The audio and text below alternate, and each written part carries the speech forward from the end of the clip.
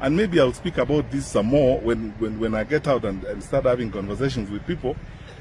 We needed an open public inquiry on some of these things and on all things that are being raised.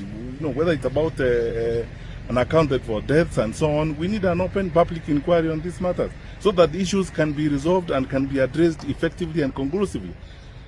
We cannot go on like this, because the question you ask yourself every day is, how many more lives are we going to lose before we start listening and reasoning with each other? And what else needs to happen before we get to a point where we forget about whether it's politics or whatever the issues are and focus really on the questions that we are being asked at this particular time?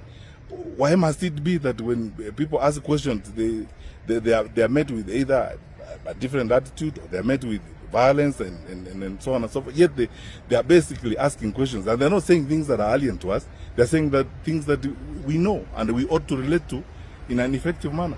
So my view is, I've observed this for the bit that I could, and listened very carefully, tried to spend most of the time glued to screens, to YouTube, looking at what was going on. I mean, I've literally spent my day on this particular. And it's because, the Gen Z said it's going to be their day. They don't need politicians on the streets and so on. So we have been glued, observing what was happening today. You can hardly do anything. There's nothing you can do when the country is in a situation where it is. We are all on tenterhooks. We don't know what is going to happen. And the level of destruction and violence we have seen across the country, honestly, what is it going to take for us to listen, for our leaders to get to a point where they say, let us listen and reason with each other? And yet, you see, if this is not conclusively and properly addressed, this round is not going to come to an end. We are going to continue dealing with each other in this kind of manner, all the time.